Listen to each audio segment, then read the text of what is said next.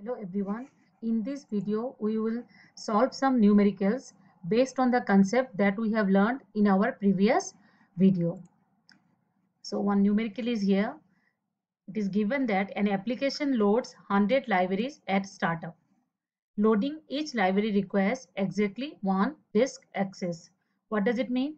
That means we need to position the data from the disk and then we need to transfer it, right? So the seek time of the disk to a random location is given as 10 millisecond. So seek time is given and rotational speed of a disk is 6000 RPM. RPM means rotations per minute. If all 100 libraries are loaded from random locations on the disk, it is not necessary that one library is adjacent to the other. All 100 libraries are at random locations. So for all 100 libraries, we need to position them. We need to locate them by performing my seek time and rotational latency. Then only transfer can be done. So how long does it take to load all libraries? The time to transfer data from the disk block once the head has been positioned at the start of the block may be neglected. Why it is so? Because suppose this transfer time is very small compared to our positioning time. So this is given here, right? So how to solve it? So see here what is given to us. Our rotational speed is what?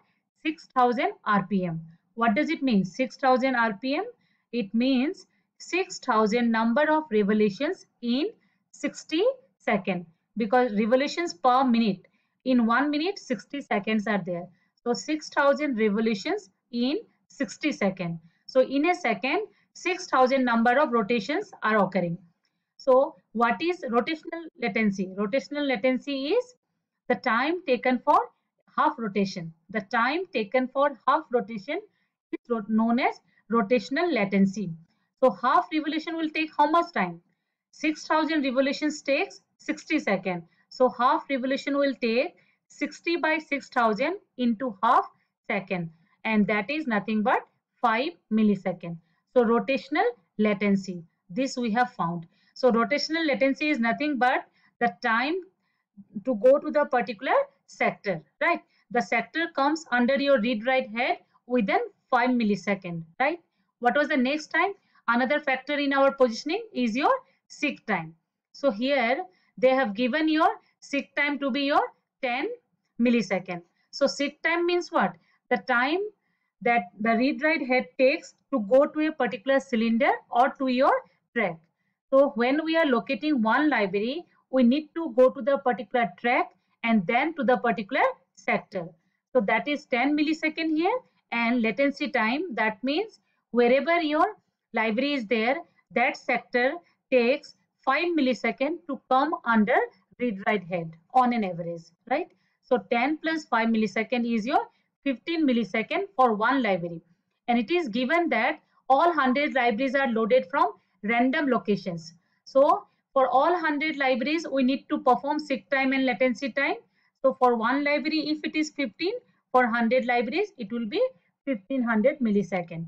Total time will be this one only because transfer time is not given here, or they are saying that it is negligible. So total amount of time to load all the 100 libraries will be 1500 millisecond. Hope you have understood this.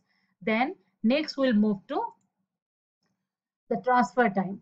So see, whenever we are transferring data from this to the memory, then how the time is computed, that we will see.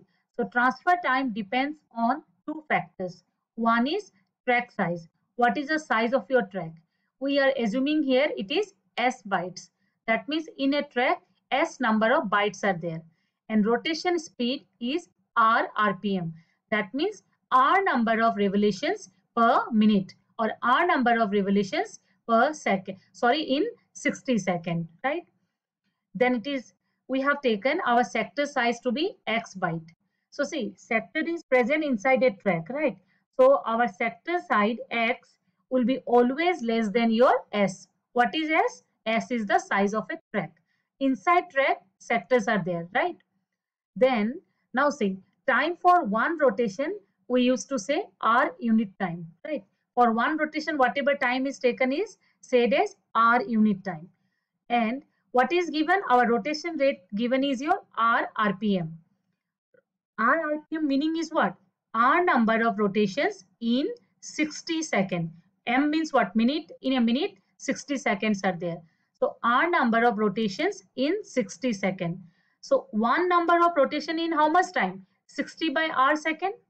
And the time taken for one rotation, that we are telling as R, right? So capital R will be your 60 by R second. Understood? Then next is, we know in one whole rotation, one track is covered. Whenever we'll do one whole rotation, all the sectors in a track will be covered, or what we should say, that one track is covered. So in one track, how much data is there? S bytes are covered, right? So S bytes are covered in one rotation. And what is the time of one rotation? Just we have seen, that is 60 by R. In the last slide only we have seen 60 by R. So S bytes are covered in 60 by R second. So 1 byte is covered in 60 by R into S second. Then X bytes are covered in, because what is our unit of transfer? Is your block. And a block is nothing but a size of a sector. So X byte, X is the size of my sector. So X bytes are covered in 60 into X by R into S second. So this is my transfer time, right? So total IO time, as we know, what is total IO time? Your seek time plus rotational latency. Thereby, we have positioned our block inside the disk. Then we are transferring it, that is transfer time plus this controller time, the time taken by the controller to schedule us, right? So next is transfer time. So effective data transfer rate, how it is expressed? So effective data transfer rate is equal to number of bits transferred in 1 second. In 1 second, how many bits we are transferring? That is called as effective data transfer rate. So how can we find it? See, S bytes we are covering in 60 by R second, because this is the time for one rotation. In one rotation, one track is covered, that whose size is S bytes. So S bytes are covered in 60 by R second. So in other way around, what we can say, that in 60 by R second, we have covered S bytes, or we have transferred S bytes. Then in 1 second, how much we are transferring? In 1 second, S by 60 by R. That means what? S into R by 60 bytes. So this is our transfer time. We need to remember these formulas. We need to understand the meaning of R, S, X, everything to solve various numericals. Next slide will be, in the next slide, we are solving a numerical. See, the problem is given like this. There are 16 platters in a disk. Each platter has two surfaces. Each surface has 2K tracks, right? Then each track has 512 sectors. Size of each sector is 2 kb. Seek time they are giving 30 millisecond. RPM is given as 4000. That means the disk is rotating 4000 number of times in 60 seconds. Then we need to calculate capacity of this disk IO time, then effective data transfer rate. So first one is capacity. How to find the capacity? So capacity is what? The number of active surfaces. So what is that?